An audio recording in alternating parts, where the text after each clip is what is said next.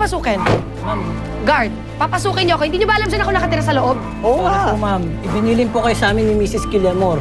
Kami naman pa mawawalan ng trabaho kapag pinapasok namin kayo.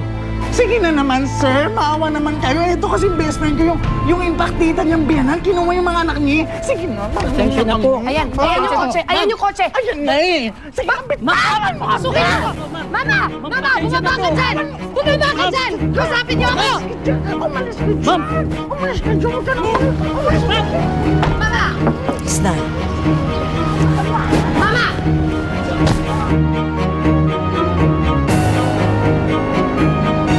Ano ba? Papasukin niyo ako. Ayan siya. Kakausapin ko siya. Kailangan ko siya makausap.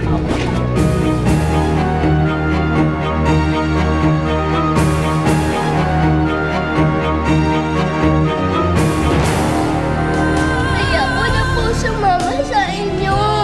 Gusto ko na po umuwi kay Mami ngayon. Shelby, don't make Mamo angry. Alam ko na alam mo kung nasan sila nagtatago ni Kevin. So what? Gusto kong sabihin mo sa akin ang hinihingi ko o pinapangako kong hubad kitang papagapangin sa lupa. Poor Stella. By tomorrow, wala na si Kevin. At wala na rin mga kids niya. Bakit? Nasaan ba si Kevin? Perry, anong ginagawa mo dito? Sumama ka muna sa akin, Stella. Alam ko kung nasaan ang asawa mo, pati na rin si Luchi. Tagal niyo, Mama. Mamamagayang pisngi mo pag hindi mo binalik sa akin ang mga anak ko.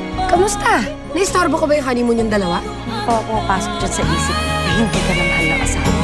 At hindi pa mapapasok dyan sa isip mo na wala na akong pakialam dyan sa asawa ko. Ang gusto ko lang, ibalik niyo sa akin ang anak ko at pati ang pera ko. Pwede?